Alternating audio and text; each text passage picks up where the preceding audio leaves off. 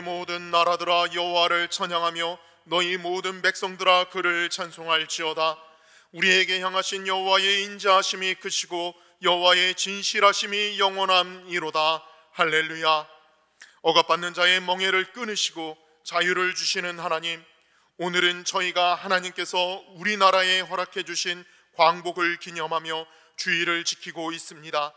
우리가 국권을 빼앗기고 이방인들의 압제 밑에서 신음하고 있을 때 주님은 권능의 팔을 펴사 우리를 구원하여 주셨나이다.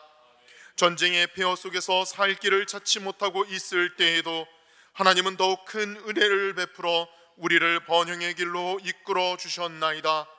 오늘 그 은혜를 잊지 않고 주님의 백성들이 전국 방방곡곡에서 하나님께 감사의 예배를 드립니다. 만군의 하나님, 감사와 기쁨으로 드리는 이 예배를 기쁘게 받아 주시옵소서. 예수님의 이름으로 기원하옵나이다. 아멘.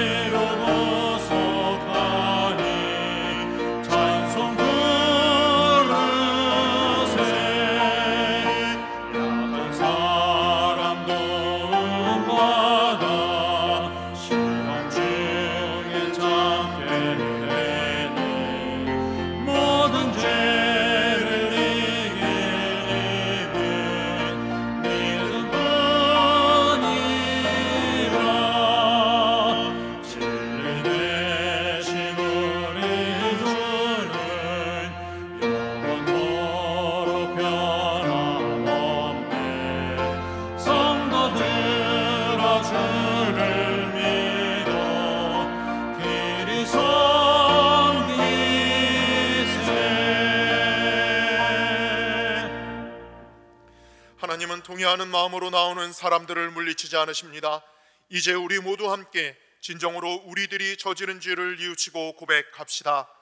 역사를 주관하시는 하나님, 저희에게 이처럼 살기 좋은 나라를 주심에 감사드립니다.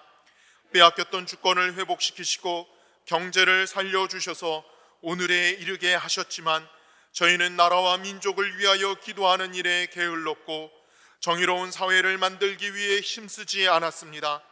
하나님을 먼저 믿은 성도로서 이 사회에서 빛과 소금의 역할을 감당하지도 못했습니다. 저희는 어리석어 지금껏 남과 북으로 갈라져 통일을 이루지 못한 채 갈등 속에서 살아가고 있습니다. 주님, 우리를 긍휼히 여기사 용서하시고 모든 고통과 죄악에서 이 나라와 이 백성을 건져 주옵소서. 예수님의 이름으로 이 고백의 기도를 드립니다. 아멘. 주와 같은 신이 어디 있으리이까?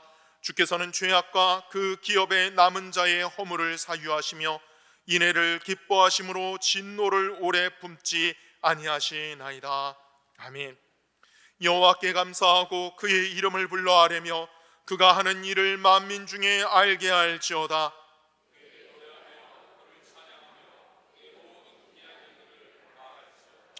그의 거룩한 이름을 자랑하라. 여호와를 구하는 자들은 마음이 즐거울지라.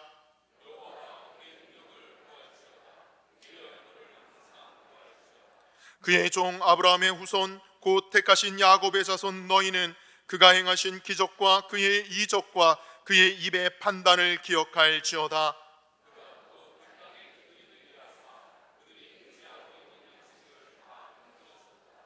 그가 한 사람을 앞서 보내셨으며 요셉이 종으로 팔렸도다.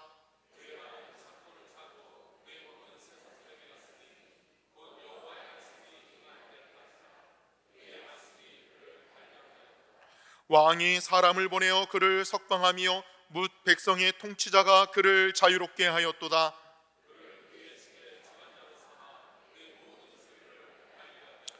그의 뜻대로 모든 신하를 다스리며 그의 지혜로 장로들을 교훈하게 하였도다. 아멘.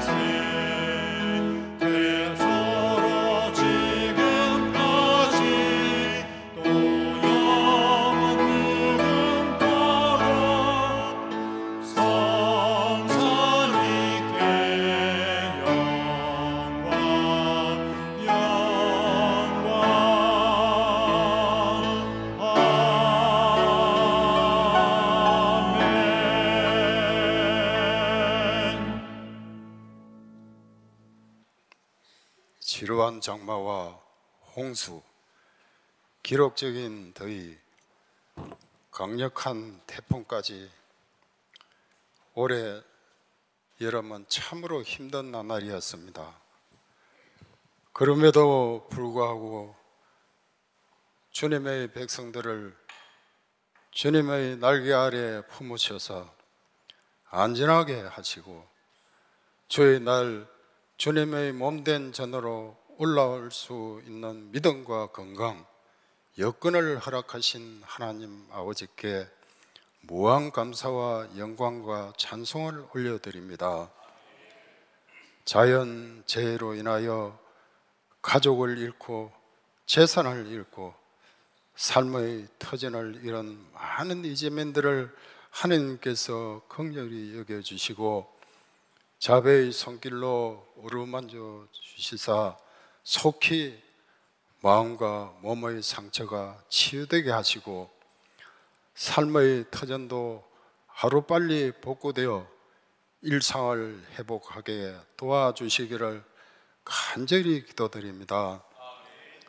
내가 세상 끝 날까지 너희와 함께하마 약속하신 주님, 그 소망의 말씀을 붙들고 절망에서 힘써 일어설 수 있는 임마누엘의 믿음 주시기를 간구합니다. 전능하신 하나님 아버지, 덥고 무더운 기후의 악조건 속에서도 교회 학교와 교회 행사의 여름 행사를 잘 진행되게 하시고 결실하게 하시니 감사드립니다. 오늘부터 15일 화요일까지 청년부 여름 수련회가 평창 얼음치 캠프에서 이어집니다. 인솔하시는 목사님, 전도사님, 교사들께 영육간에 강건케 하여 주시고 눈동자와 같이 지켜 보호하여 주시옵소서. 이어지는 중부연회 평신도 학예 수련회 외에도 함께 하셔서 수련회에 참여하는 모든 스태프진들과 성도들이 하늘의 신령한 은혜를 듬뿍 받고 돌아와 변화되어진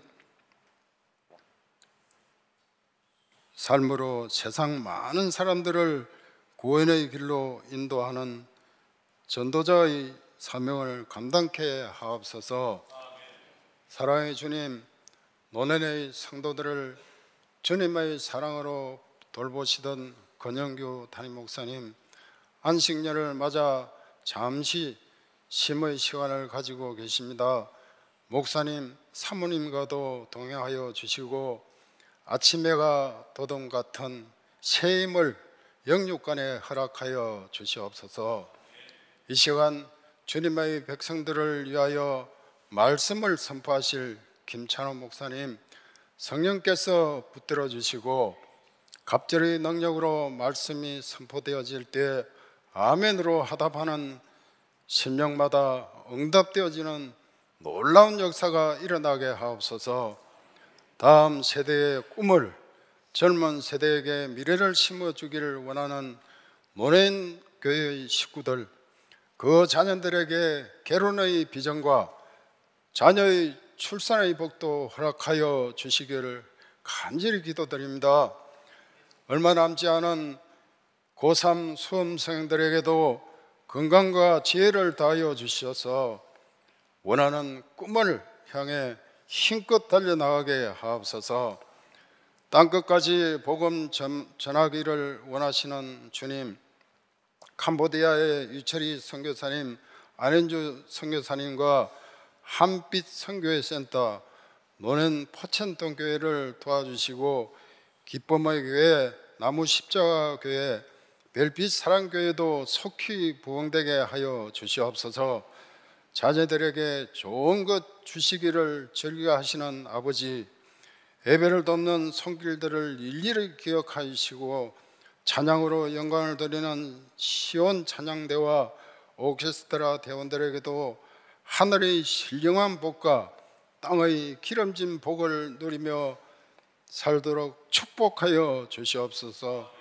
모든 말씀 임마누엘 예수님 이름으로 이 기도 드립니다. 아멘. 하늘에 계신 우리 아버지여, 이름이 거룩히 여김을 받으시오며 나라가 임하시오며 뜻이 하늘에서 이루어진 것 같이 땅에서도 이루어지이다. 오늘 우리에게 일용할 양식을 주시옵고 우리가 우리에게 죄 지은 자를 사하여 주신 것 같이 우리의 죄를 사하여 주시옵고 우리를 시험에 들게 하지 마시옵고 다만 악에서 구하시옵소서. 나라와 권세와 영광이 아버지께 영원히 쌓옵나이다. 아멘.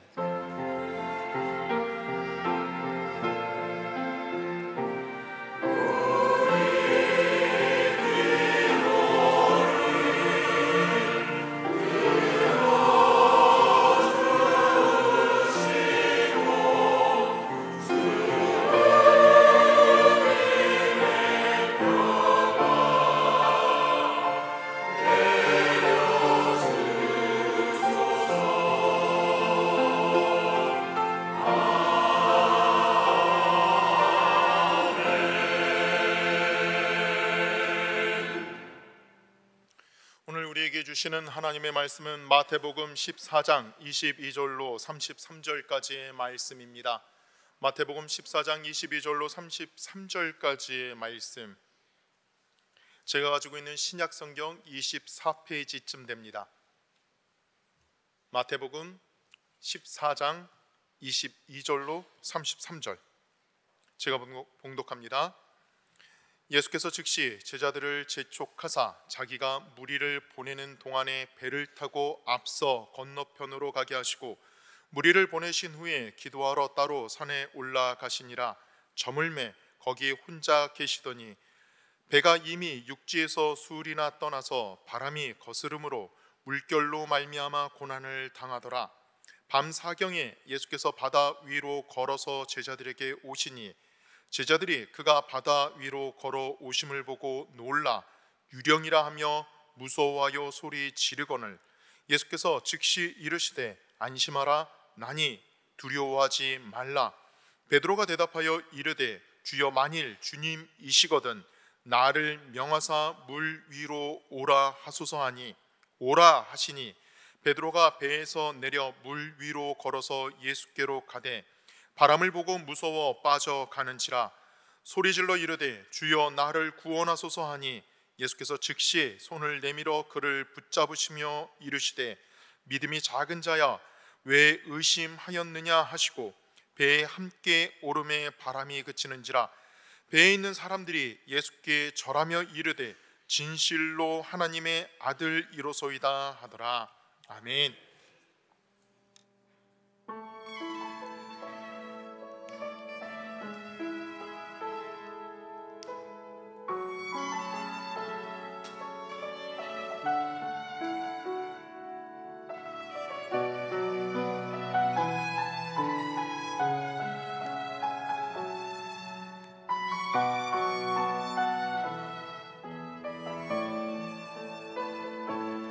약할 때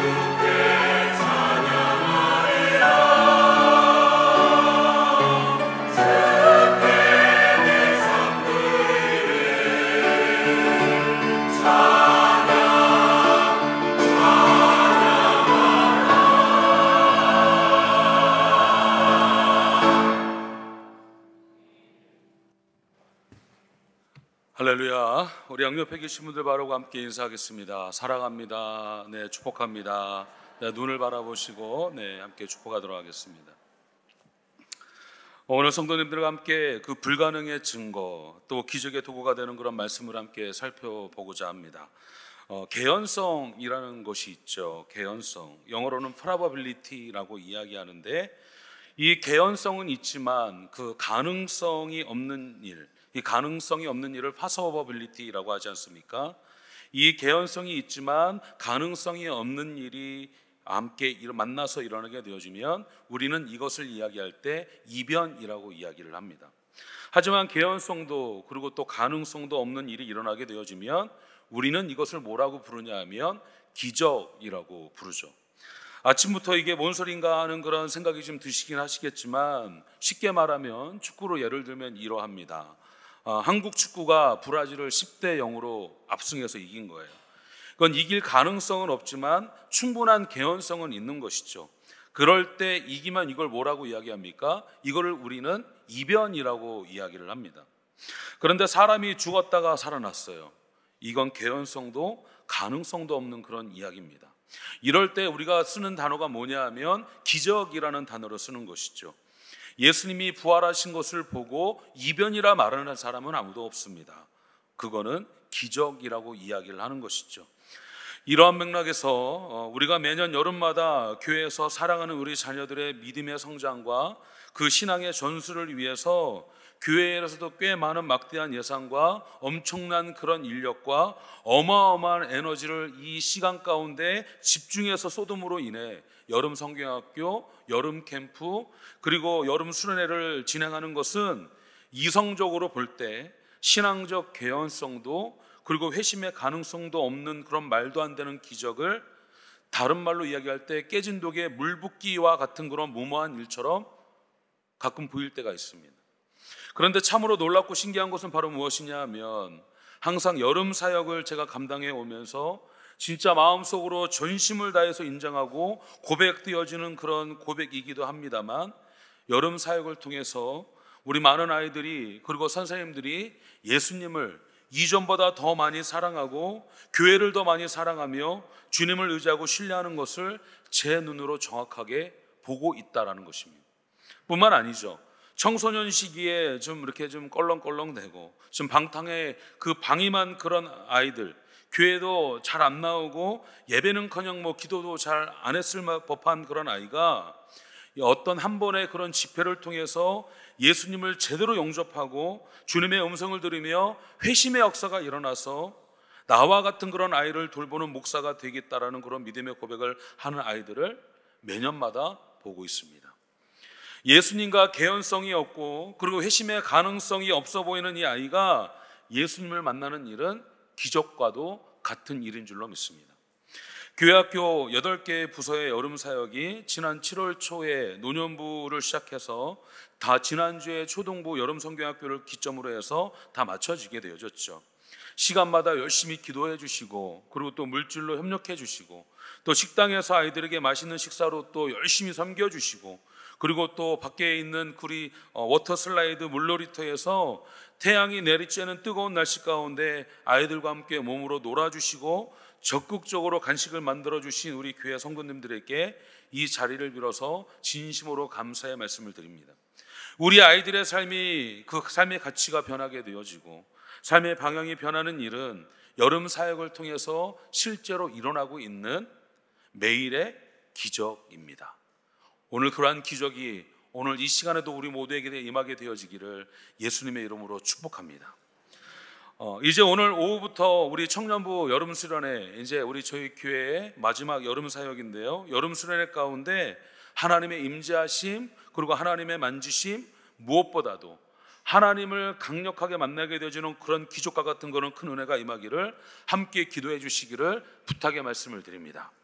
사실 어떻게 생각하면 오늘 말씀은요, 기적이라는 그런 말도 하기에는 너무 좀 허무맹랑한 그런 이야기처럼 들리지 않습니까? 제가 한참 전에 신학교를 다닐 때 사복음서를 공부하면서 신학생들이 가지고 있는 몇 가지의 이슈가 있었는데 그 중에 하나는요, 오늘 본문 말씀 앞에 나오는 오병이어 사건이죠. 물고기 5마리, 떡 2개 이거 가지고 떡 5개, 물고기 2마리를 가지고 당시에 숫자가 세워진 거는 남자만 5,000명 쓰여진 거니까요. 거기에 여성분들 그리고 자녀분들까지 하면 아무리 최소로 미니멈으로 잡아도 12,000명 정도는 먹이게 되어진 사건인 거예요. 어마어마한 그런 사건이죠.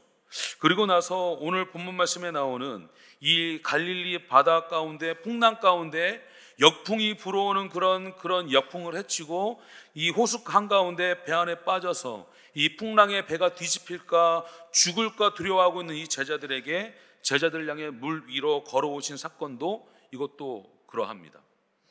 어떤 신학자는 예수님이 풍랑 위에 물 위를 걸으셨던 이 사건이 유은희 사막 아시죠? 요즘 TV 보면 많이 나오는데 유은희 사막처럼 얕은 물이 선셋에 비춰지게 되어져서 거기를 꼭 이렇게 물을 건너오는 것처럼 이렇게 사진이 찍히지 않습니까? 그 물을 건넜던 것처럼 그렇게 얕은 물을 예수님이 걸어오셨다라고 이야기하는 어떤 신학자도 보게 되어집니다. 물 위를 걷는 것은 이성적으로, 그러니까 이론적으로, 논리적으로 이게 가능한 일이긴 하죠. 물 위를 가를 수 있는 엄청난 빠른 속도로 사람이 열심히 달려가지고 달려오면서 오른발로 물을 차는 거예요. 그리고 이 오른발을 찰 때 오른발이 물에 빠지기 직전에 왼발로 물을 차는 겁니다. 2부 예배 때도 찬양대만 반응해 주셨는데 이 어이없는 이론이 성립되어지기는 하지만 일반적으로 물 위를 걷는다라는 그런 것은 불가능에 가까운 일이죠. 기적이 아니고서는 일어날 수 없는 하나님 영역의 일이라고 우리는 이야기할 수 있습니다. 성경에서 나오는 바다는요, 죽음을 뜻합니다. 갈릴리 바다, 그것도 풍랑 가운데 그 역풍으로 파도가 일렁이는 깊은 바다 위를 예수님께서 혼자 그 물 위를 걸어오셨다라는 것은 죽음과 죄와 그 사망을 이기신 예수님이 참 진짜 하나님이심을 우리에게 말씀하고 있는 것입니다.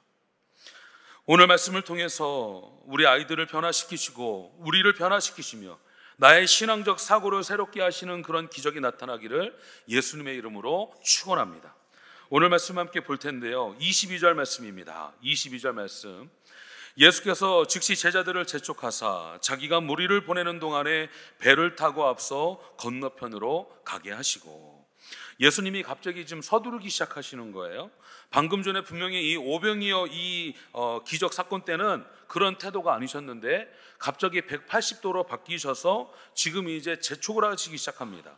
그 오병이어 사건 때는 제자들에게 너희가 먹을 것을 주어라 라고 하면서 여유 있게 사람들을 대하시면서 5,000명 아니요 12,000명을 먹이셨던 그 주님이 갑자기 분주하게 서두르기 시작하시는 거예요. 그 즉시로 제자들을 한밤중에 배에 태워서 갈릴리 바다로 건너가게 하시고, 그리고 거기에 모여있는 그런 무리들도 빨리 집으로 가라라고 열심히 적극적으로 몰아내십니다. 왜 그러셨는가? 결론적으로 말씀을 드린다고 한다면 흩어진 그런 영적인 초점을 재정비하시기 위함이었습니다. 그러니까 흩어진 영적인 초점을 재정비해야 될 시간이라는 것을 예수님이 영적으로 직감을 하신 거예요. 그리고 무리에게도 제자들에게도 예수님께서 말씀하십니다. 사도 요한이 요한복음을 쓴 것이 AD 90에서 95년 정도 되어지니까 아주 이 오래전에 이 사건에 대한 기억을 하고 기록을 하면서 그때 이 예수님이 그렇게 하신 이유를 사도 요한이 적어놨습니다.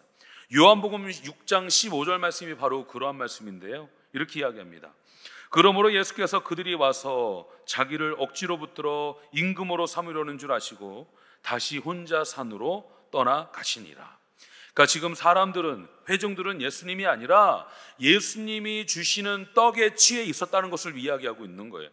예수님이 왕이 되어주시면 우리가 이런 놀라운 사건, 놀라운 시대를 살겠다라는 그러한 예수님 본인보다 예수님이 주시는 어떤 떡을 의지하고 기대하고 있었던 것입니다. 제자들의 초점도 흐려진 것은 마찬가지입니다. 마가복음 6장 52절 말씀에서 그 이유를 우리에게 말씀해 주고 있는데요, 이렇게 이야기합니다. 그는 그들이 그 떡 떼시던 일을 깨닫지 못하고 도리어 그 마음이 둔하여 졌음이라. 떡을 나눠주면서 예수님의 대단하심을 바라보기보단 이 떡에 집중하고 있는 것을 우리에게 말씀하고 있는 것이죠. 제자들도 들떠 있습니다. 그래서 주님과 함께 가는 이 여정이 어떤 여정인지를 지금 새까맣게 지금 잊어먹고 있는 상황입니다. 이어지는 23절입니다. 이렇게 이야기하죠. 무리를 보내신 후에 기도하러 따로 산에 올라가시니라 저물매 거기 혼자 계시더니. 예수님도 절대적으로 혼자만의 시간이 필요하셨던 거예요. 나이가 들어갈수록 혼자만의 시간이 필요하지 않습니까? 부부가 함께 살게 되어질 때 부부에게 절대적으로 필요한 것은 같이 함께 있는 시간도 중요하지만 혼자 개인만의 정비하는 시간이 필요합니다. 그 시간이 있어야 사랑하는 이를 더 많이 깊게 사랑하게 되어지는 거죠. 이것처럼 예수님께서는요, 지금 혼자 독립적으로 기도의 자리로 먼저 가게 되어주십니다. 오늘 본문 이전에 오병이어 사건이 있고, 오병이어 사건 이전에는 14장 전반부에는 세례 요한이 참수를 당해서 죽는 내용이 나오게 되어집니다.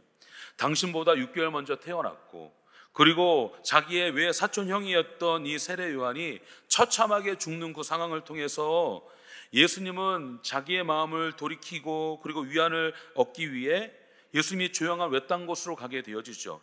그런데 사람들이 기어코 어떻게 예수님이 가시는 곳곳마다 사람들이 와서 예수님이 계신 그곳을 찾아내서 함께하게 되어지는 겁니다. 그래도 예수님은 그들을 돌려보내지 않으시고 불쌍히 여기시고 그들에게 치유하시며 먹이시죠. 그러나 지금은요, 예수님도 혼자만의 시간이 필요하셨던 겁니다. 왜냐하면 이 세례 요한의 탄생이 예수님 탄생의 예고편이었던 것처럼 요한의 죽음 또한 예수님의 십자가의 죽음을 이야기하는 예고편이기 때문에 그렇습니다. 24절에 보게 되자면 이렇게 말씀합니다. 바람이 거스름으로 물결로 말미암아 고난을 당하더라. 이렇게 말씀하고 있는데, 거친 바람이 헬라어 원어로는 뭐라고 이야기하냐면 역풍을 이야기하는 것이에요. 나아가라는 방향에서 역풍이 지금 계속해서 불어오고 있는 것을 이야기하고 있는 것이죠. 갈릴리 바다는 원래 호수입니다.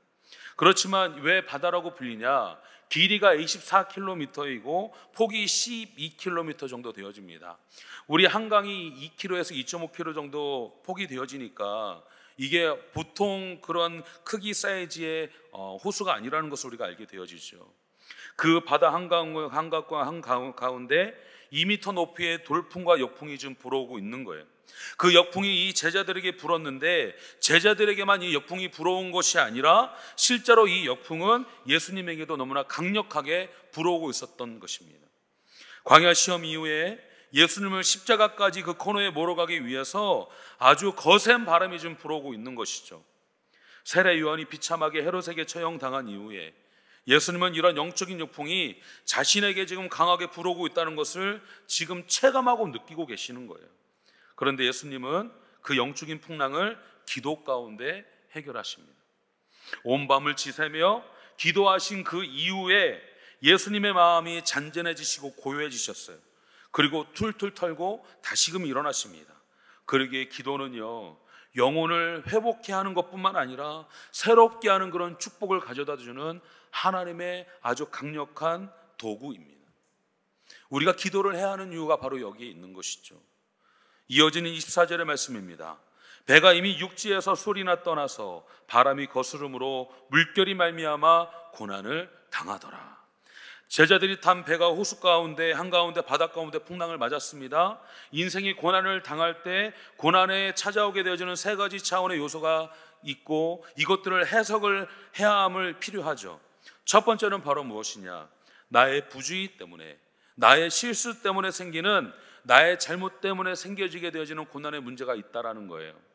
그리고 두 번째, 그 또 한 가지는 사단의 공격이 있는 그런 고난과 시험이 있다라는 것입니다. 그리고 세 번째는요, 이것은 하나님의 영역인데 하나님의 선하신 섭리가 있기 때문에 우리 인생 가운데 고난과 하나님의 연단을 허락해 주신다라는 것입니다. 그래서 어느 한 가지 해석으로 치우치는 것은 좀 위험할 수 있어요. 그래서 여러분, 제자들이 영적인 초점을 잃어버렸습니다. 들떠서 자기들 인생이 부귀영화를 누릴 것처럼 여기고 있었어요. 사단은 그 빈틈을 정확하게 공격해 온 것이고, 그러나 주님은 그 고난 중에 있는 제자들을 훈련하실 뿐만 아니라 다듬어 주시고 회복시키고 있는 것을 오늘 말씀을 통해 우리는 알게 되어지죠.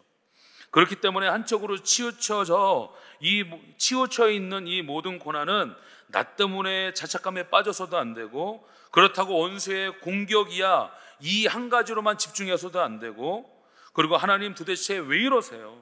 하나님에 대한 원망에만 빠져서도 안 되는 사실, 우리는 이것들을 잊지 말아야 한다는 것입니다. 근데 우리가 절대 다시 한번 잊지 말아야 하는 것은 결국 주님께서 어떠하든 우리를 회복시켜 주신다라는 것입니다. 25절 말씀에 이렇게 이야기합니다. 밤사경에 예수께서 바다 위로 걸어서 제자들에게 오시니. 여기서 말하는 밤사경은 새벽 3시부터 6시까지죠. 한밤을 다 새도록 열심히 예수님께서 기도하시고, 그리고 이 제자들을 향해서 지금 물 위로 걸어가시는 거예요. 여러분, 우리는 이 물 위가 땅 위보다 절대적으로 불안하다고 위험하다고 우리는 그렇게 여기고 생각하지 않습니까? 그런데 이게 아닐 때가 있다라는 거예요. 이어지는 말씀 26절입니다.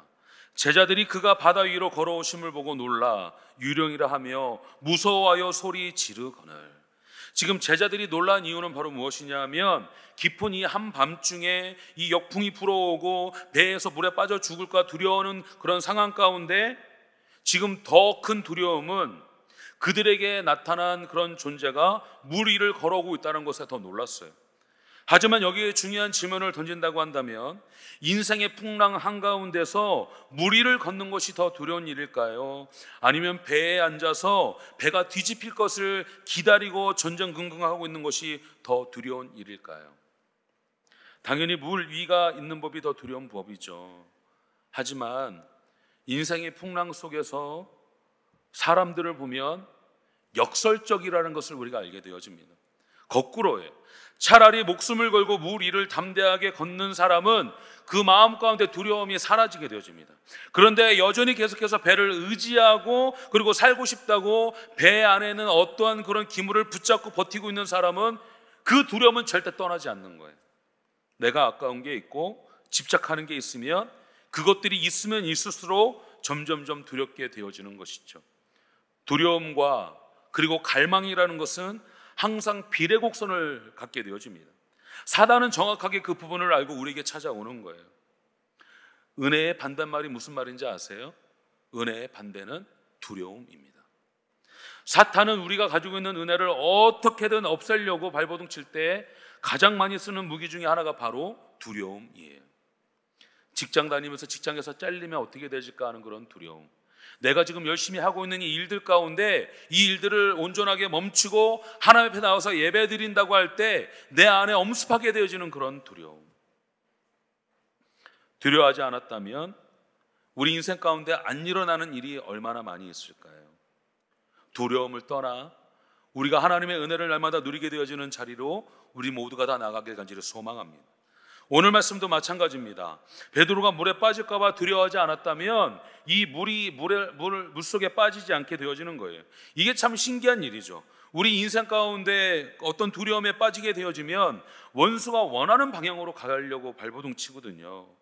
성경에 366번 나오는 이야기가 있습니다. 바로 뭐냐 하면 두려워하지 말라, 놀라지 말라, 내가 너와 함께함이라. 매일마다 한 번씩 하나님께서 우리가 말씀해 주시고 나서도 365번 이야기하고 366번째 또 말씀해 주시는 게 바로 이 이야기라는 것입니다. 두려워하지 말아라, 놀라지 말아라, 강하고 담대하라, 내가 너와 함께하고 있다. 날마다 이런 하나님의 음성을 듣기를 간절히 소망합니다. 특별히 이 어부들에게 배는 무엇일까요? 자기에겐 최선의 능력이잖아요. 자기가 가지고 있는 최고의 도구이잖아요. 자기가 갖고 있는 최고의 소유입니다. 그런데 풍랑과 역풍이 찾아오게 되어질 때 자신의 능력도 자신이 가지고 있는 소유도 이런 상황에서 아무런 도움이 되지 않게 되어질 때 그 인생은 한순간에 무너지게 되어지는 것을 보게 되어지죠. 우리 인생도 마찬가지입니다. 우리 인생도 통제 가운데 있는 것은 예수님이 두렵지 않으신 것은 풍랑에 인한 이 바다 가운데 하나님의 통제 안에 이 모든 일들이 이루어지고 있음을 믿고 있기 때문에 그렇다라는 것입니다. 십자가가 내 앞으로 점점 다가오지만 그 십자가, 그 거대한 해일이 다가온다 한다 할지라도 하나님의 통제 가운데 있음을 믿고 신뢰했기 때문에 예수님은 두려워하지 않게 되어진 것이에요. 인생에 어떤 고난이 다가와도 하나님은 보이지 않을 수 있습니다. 그러나 하나님의 통제 가운데 있음을, 하나님 섭리 가운데 있음을 믿고 그렇게 여기시는 우리 노년의 성도들 다 되시기를 간절히 축원합니다. 27절 말씀에 이렇게 이야기합니다. 예수께서 즉시 이르시되 안심하라, 나니 두려워하지 말라. 지금 제자들이 바다 한 가운데서 몇 시간을 시달렸는지 몰라요. 두려움에 빠질 수밖에 없는 그런 상황인데 예수님께서 하셨단 말씀은 뭐 내가 너를 건져주겠다 이런 얘기가 아니라 안심하래요. 그리고 두려워하지 말래요. 내가 너희와 함께 한대요. 이게 이성적으로 봤을 때, 객관적으로 봤을 때 이 앞에 있는 물에 빠져 있는 이 배들을 도울 수 있을 만한 더 큰 배를 끌고 오던가 아니면 여러 가지의 강력한 어떤 도구들을 가져와서 도와주겠다라고 하면 충분히 이해가 되어지는데, 예수님이 지금 물 위로 한복판에 지금 걸어오셔서 하셨던 이야기는 안심하라, 두려워하지 마라, 내가 너와 함께한다, 이 이야기밖에 없거든요. 근데 우리 인생 가운데 속에도 마찬가지 아닙니까? 우리가 하나님을 향해서 간절하게 부르짖으며 기도하며 그 고난과 고통과 환난과 연단 가운데 우리가 그 상황 가운데 있을 때 하나님은 오셔서 이 문제를 해결해 주시기보단 내가 너와 함께하고 있다고 말씀하십니다. 근데 참 신기한 것은 그렇게 말씀하시는, 내가 너와 함께하겠다고 말씀하시는 그 말씀에 우리는 위로를 받고 새 힘을 얻게 되어지지 않습니까? 지난 1월에 중등부 이제 고등부도 수련회를 하고 이제 중등부도 수련회를 했는데요. 중등부 동계 수련회를 이제 지난 1월에 1박 2일로 토요일 주일 이제 이렇게 이틀 동안 진행하게 되어졌습니다. 근데 중등부 이제 선생님 중에 한 분이 이제 저와 이렇게 지금 남자 선생님이신데 악수를 나누는데 이 선생님이 갑자기 저한테 대뜸 말씀을 하시는 거예요. 살짝 상기된 마음으로. 목사님, 제가 목사님께 꼭 드려야 하는 얘기가 있어요. 제가 목사님께 꼭 드려야 하는 얘기가 있으니까 저 한 번 좀 만나서 지금 차좀 한번 같이 좀 마셔주세요. 그렇게 말씀하시니까 예, 알겠습니다. 그러면 시간 한 내시면 그러면 제가 함께 차 마시면서 대화 나누도록 하겠습니다. 그리고 나서 토요일 날 저녁에 집회가 8시 25분에 시작했는데 끝나고 나니까 12시 13분인 거예요. 열심히 아이들 기도하고 함께 은혜 받고 그리고 함께 모든 것들 다 지금 정리하고, 그리고 나서 이제 학생들과 선생님들 모두 잠자리 좀 어느 정도 준비하고 씻고, 그리고 또 쉬면서 12시 반에 이제 야식을 먹었습니다. 그러니까 이제 중등부 아이들이니까 가능한 일이죠. 12시 반에 닭강정. 그래서 닭강정을 열심히 이제 먹는데 이제 위에서 다 정리를 하고 이제 지하 식당으로 내려갔는데요. 아이들이 열심히 먹고 있는데 그 한 선생님도 같이 열심히 닭강정을 드시고 계신 거예요. 근데 또 타이밍이 다른 데는 다 자리가 차 있는데 그 선생님 앞에만 자리가 하나 비어 있는 겁니다. 그래서 그 선생님 앞에 딱 앉았더니 같이 닭강정을 먹으면서 저에게 그렇게 말씀하시는 거예요. 목사님, 두려워요. 무서워서 못 살겠습니다. 네? 선생님 갑자기 두렵고 무섭다니요. 무슨 말씀이세요? 목사님 지금 얘기가 좀 길어지는데 괜찮으시겠냐고. 뭐 열심히 이제 집회하고 기도 인도하고 했으니 얼마나 좀 피곤하겠습니까? 근데 목사들은 살짝 그렇거든요. 힘들어도 힘들다고 잘 말하지 못하고, 그래서 괜찮다고 뭐 이렇게 실컷 말씀하시라고 말씀을 하라고 했더니 이분이 그렇게 이야기하시는 거예요. 이분이 다니는 회사가 그 같은 회사의 같은 팀의 팀장님이 입이 너무 거칠으시대요. 욕은 당연하고, 그리고 같은 팀원들한테 인격 모독을 밥 먹듯이 하는 그런 상사라서 같이 일하는 팀원들은 도저히 견디지 못해서 다른 회사로 2명은 이직을 했고 다른 한 분은 다른 팀으로 전출을 갔대요. 그러니까 자신이 있는 부서는요, 어느 순간 보니까 팀장님하고 당신밖에 남지 않았다는 거죠. 이 팀장이라는 분이 얼마나 입이 거칠고 걸걸한지 직장 내에서 모르시는 분이 없대요. 그래서 속아서라도 오시는 분이 아무도 없는 거예요. 근데 어떡합니까? 처와 자식은 먹이고 입히고 살려야 되겠고 직장 생활을 해야 또 살게 되어지니까 또 인원이 충원이 되어져야 되는데 그 누구도 이 팀장님 때문에 이 팀으로 그 누구도 오지를 않게 되어지니까 어쩔 수 없이 어느 순간 보니까 당신이 1인 3역을 하고 있더랍니다. 이 선생님이 작년 여름 수련회 때 은혜를 엄청나게 받으셨거든요. 통성으로 기도를 열심히 했는데 그 누구보다도 목이 가장 많이 쉬셨던 선생님 중에 한 분이 있어요. 근데 은혜 받으면 사단은 어떻게든 이 은혜를 떨어뜨리려고 하지 않습니까? 은혜를 떨어뜨리는 사단의 최고의 무기는 두려움이죠. 이분이 저에게 말씀해 주시는데 표현이 이래요. 목사님, 직장 생활이 지옥 같아요. 지옥 같은데 하루하루 버티며 살고 있습니다.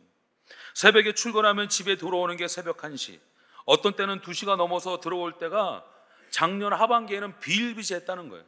그래도 당신보다는 그래도 아내 되어지시는 권사님이 믿음이 훨씬 좋은 것 같아서 아내에게 기도 부탁을 좀 했답니다. 자신이 회사를 때려치든지 아니면 이 팀장님과의 관계가 좋아지든지 지금 기도를 좀 해달라고. 그리고 아내 권사님한테 부탁을 한 거예요. 근데 이제 이 선사님이 저에게 말씀하시기를 자신은 이제 교회 와서 기도할 시간이 많지가 않으니까 차 타고 이동하면서 차가 정차되어 있으면 그때마다 밑버릇처럼 이렇게 기도했대요. 하나님, 한 번만 도와주세요. 하나님, 한 번만 좀 도와주십시오. 이거한 일만 잘 되면 저 멋지게 사표 내고 직장 때려칩니다. 하나님, 한 번만 도와주십시오. 이게 우리가 가지고 있는 솔직한 믿음의 고백 아니겠습니까? 그래야 제가 삽니다. 이 기도는 진짜 밥 먹듯이 수술하셨다 그러더라고요. 이 선사님이 현대자동차 관련 부품회사 다니시는데 이분이 원래 하시는 일이 부품 가격 조정하는 그러한 딜러 역할을 하시는 거예요. 그러니까 자신의 입장은 항상 의리였고 현대자동차 부품 가격 책정하시는 그런 담당자는 초울트라 갑이에요. 그런데 지난 9월에 이 선생님의 일을 같이 함께 맡고 있던 본사에 부품 가격 담당하는 그런 담당자가 오랫동안 함께 일을 하다가 다른 곳으로 이직을 하게 되어지신 거예요. 그리고 나서는요, 삼성전기에 있는 이 부품 가격 협상을 하는 일을 한 번도 해보지 않았던 신참내기 사원이 그 자리로 오게 되어졌답니다. 이 가격을 책정하시는 담당자분이 초짜니까 이 선생님은 1인 3역을 하고 있는 상황 가운데 더 힘들어지고 더 무너지는 거예요. 마음이 답답하고 한숨만 나오는 거죠. 일반적으로 부품 인상과 관련해서 의린 자신들은요, 항상 늦게까지 자료 준비하고 그리고 또 야근을 밥 먹듯이 하지만 이 현대자동차 본사 직원들은요 5시가 되어지면 칼퇴근한대요. 그러니까 5시 되어져서 칼퇴근하면 그 다음의 일들은 또 그 다음 날로 미룰 수밖에 없는 거죠. 그런데 이 담당자는 조금 다르더랍니다. 자기와 밤 10시까지 통화하면서 필요한 서류를 함께 맞춰주고 함께 도와주면서 가격 협상과 관련된 서류를 열심히 준비를 해주더라고요. 근데 이 선생님이 말씀하시는데요, 그럼에도 불구하고 한숨만 나오는 거죠. 금액 조정이 되어봤자 너 같은 초짜가 얼마나 할 수 있을까 하면서 마음속으로 그 담당자를 완전히 무시하고 있었대요. 초짜배기 담당 직원이 이거저거 서류 요청해 오면 오는 대로 마지못해서 다 만들어서 전달을 하고 얼마 뒤에 그리고 나서 그 담당자한테 연락이 온 거예요. 이번에 2023년도 거 부품 가격 협상을 하려고 하는데 이전 연도 대비해서 40억 정도만 오르면 되겠냐고. 400만 원도 아니고 40억이니까 우리가 가지고 있는 기본적인 그런 의식의 숫자가 아니죠. 그리고 얼마 뒤에 또 그것도 부족했는지 20억을 더 올려줘서 부품값이 2달 사이에 60억이 인상됐답니다. 이 일은 회사에서 전후무한 일이었다는 거예요. 20년간 가장 많이 오른 부품 가격이 어떤 해는 4억, 어떤 해는 마이너스, 그리고 20년간 가장 많이 올랐던 금액은 6억이었다고 이야기합니다. 한 번에 이 60억이 넘는 금액이 인상되는 일은 처음 있는 그 일이라는 거예요. 지금 궁극적으로 이 선생님과 이 선사님이 함께하고 있는 이 팀이 어마어마한 성과를 이뤄낸 것 아니겠습니까? 그래서 작년 말에 그렇게 사이가 좋지 않았던 팀장님이 갑자기 임원으로 승진을 하시면서 그 자리를 가신 거죠. 그리고 그 팀장님이 이 선사님한테 뭐 얼마나 잘하는지 뭐 그 이후로는 뭐 욕이라는 욕을 한 번도 들어본 적이 없다고 얘기를 하시더라고요. 아내에게 너무 힘들어서 밤에 집에 와서 누워서 쓰러져 자면서 기도를 하고 요청을 했더니 아내 되시는 권사님의 새벽마다 나오셔서 이렇게 기도하셨대요. 주님, 우리 사랑하는 남편 좋은 사람 만나게 해주십시오. 이 팀장님과의 관계가 회복될 수 있도록 하나님께서 역사해 주십시오. 그리고 나서 곰곰이 생각해 봤더니 아내가 기도했던 대로 그 기도가 다 이루어졌다라고 말씀을 하시더라고요. 당신이 원했던 건 무엇이었을까요? 회사 안에서 자기가 다른 팀으로 옮기는 거죠. 그 팀장이 다른 곳으로 전출을 가거나 아니면 내가 이 회사를 때려치고 다른 곳으로 이직을 하는 것이 내가 가지고 있는 생각이고 내가 가지고 있는 상황들이었어요.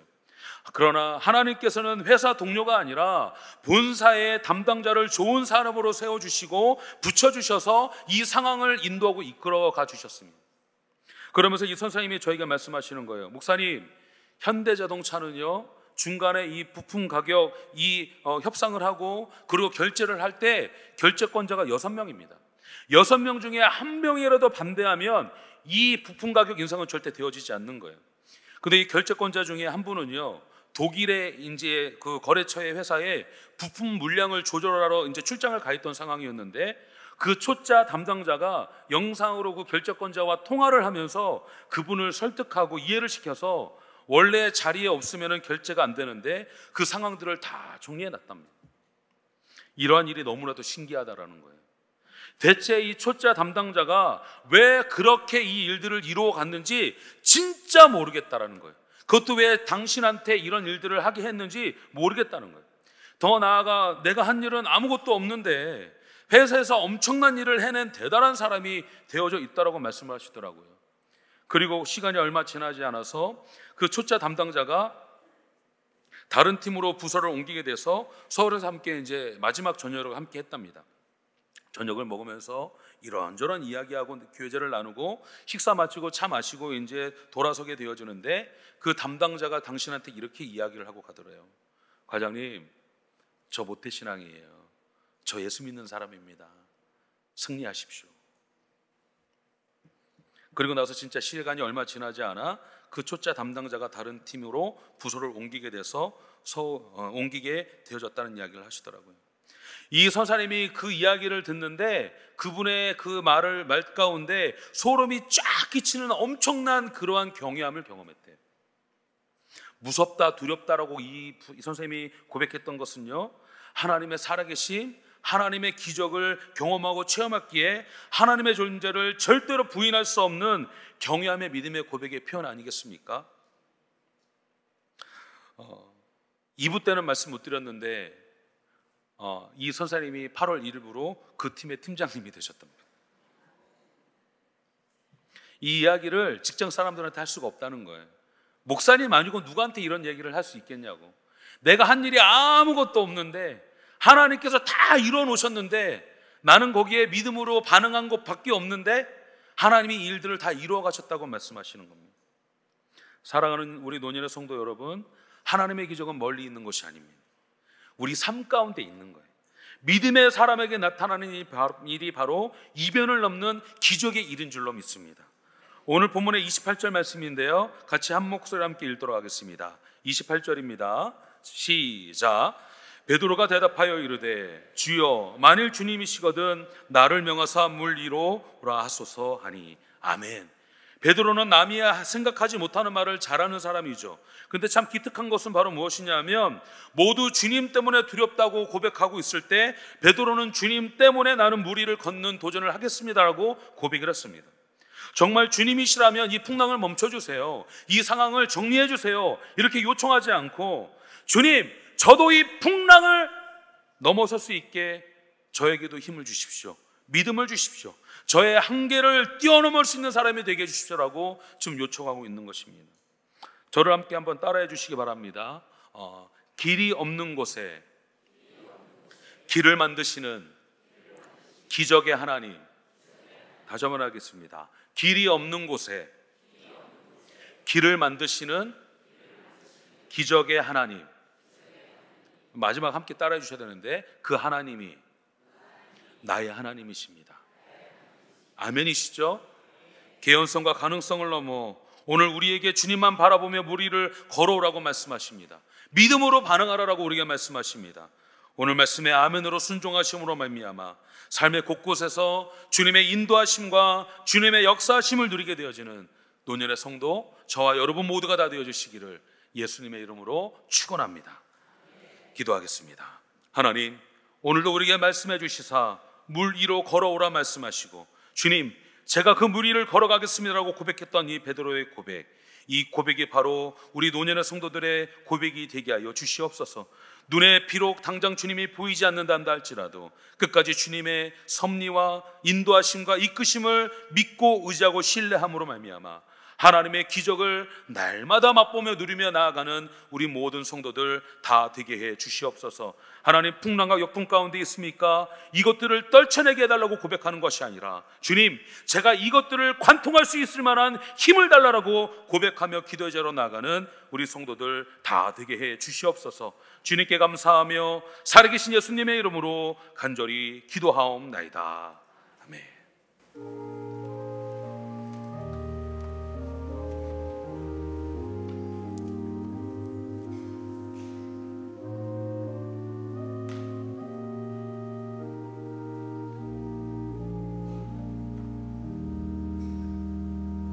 찬송가 488장 찬송하시겠습니다.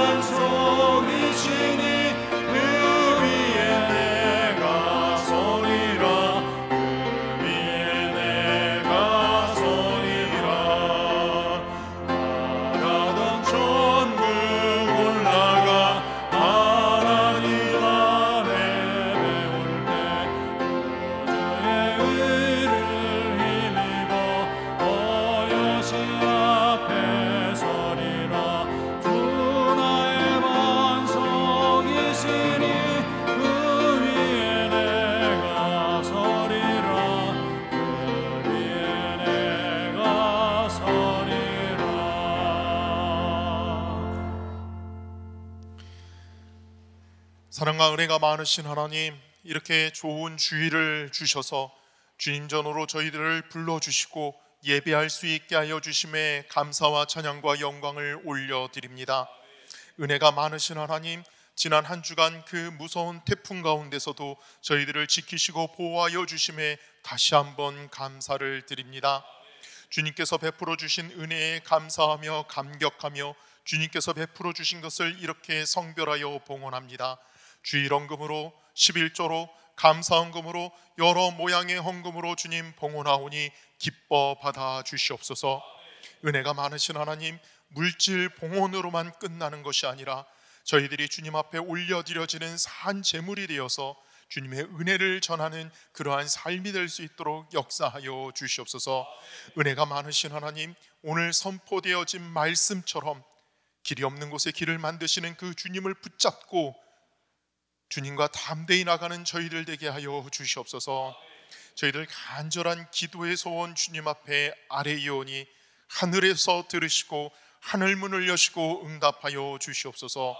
이 모든 것 우리 구주 예수 그리스도의 이름으로 간절히 기도하옵나이다. 아멘.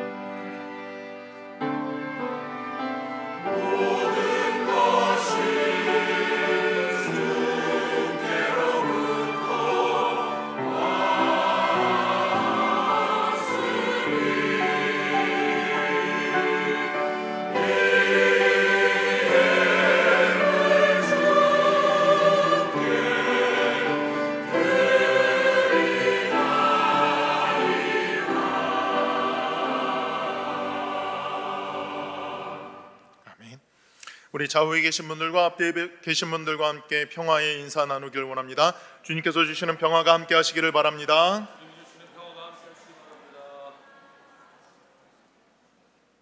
네, 교회 소식 전해드리겠습니다. 교회 소식 전해드리기 전에요, 담임 목사님께서 멀리 영국에서 안부 인사 전해 오셨습니다. 여러분들 담임 목사님 뵙고 싶으시죠? 담임 목사님께서도 여러분들 뵙고 싶으셔갖고 어떻게 인사 말씀을 전할까 하시다가 영상을 하나 찍어서 보내주셨습니다. 영상으로나마 우리 담임 목사님 뵙기를 원합니다.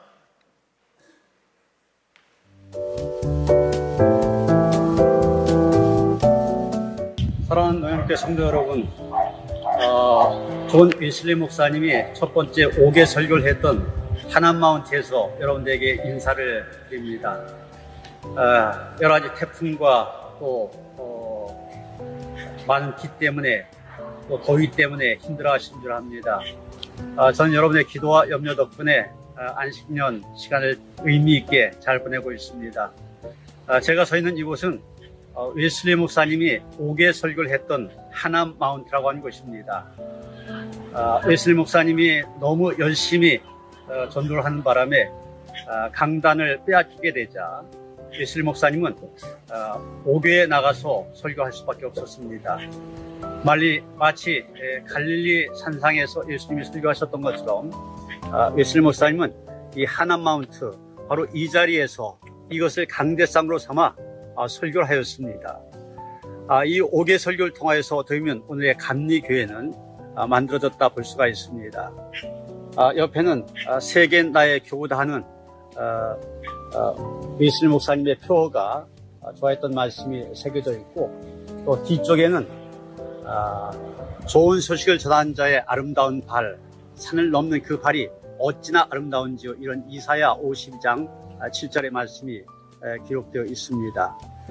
웨슬리 목사님이 정말 뜨거운 열정을 갖고 설교하였던 이 하남 마운트 강대상에서 새로운 감격을 가지고 여러분들에게 나아가기를 기대합니다.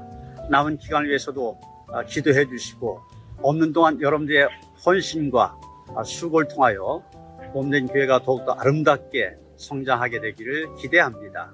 감사합니다.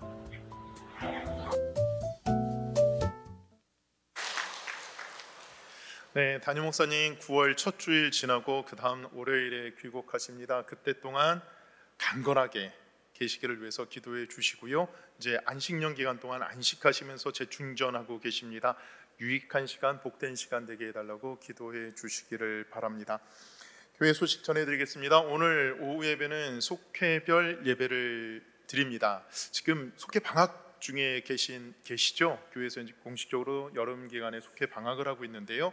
오늘은 얼굴 한번 확인하시는 그런 시간 가지셨으면 좋겠습니다. 속도원들끼리 얼굴 한번 확인하시고 또 인사 나누시는 그런 시간 되시기를 바랍니다. 청년부 여름 수련회가 오늘 오후 3시부터 화요일 15일까지 평창 얼음치 캠프에서 있습니다. 오후 3시에 출발합니다. 우리 청년들 가서 큰 은혜 받고 오게 해달라고 위해서 기도해 주시길 바랍니다. 선생님 포함 60명 명단이 저한테 지금 우리 여목사님께서 말씀해 주시더라고요. 청년들 한 45, 6명 이렇게 가고요. 또 청년부 졸업한 친구들, 결혼해서 졸업한 친구들, 교사들까지 해갖고 한 60명 이렇게 갑니다. 많은 인원이 갑니다. 안전하게 또 은혜 많이 받고 돌아오게 해달라고 위해서 기도해 주시기를 바랍니다. 중부연의 평신도 학예 수련회가 17일 목요일부터 19일 토요일까지 평창 하나 리조트에서 있습니다. 참여하시는 모든 성도님들 가운데 크신 은혜가 있기를 바랍니다. 교회학교 남동서지방연합회 주관 제2회 성경 골든벨이 토요일 오후 2시 우리 노년교회 3층 대예배실에서 있습니다. 이 남동서지방 모든 교회 학교가 모입니다. 위에서 기도해 주시길 바랍니다. 기획위원회가 오늘 오후 3시에 2층 세미나실에서 있겠습니다. 다 같이 일어나셔서 찬송가 542장 찬송하시겠습니다.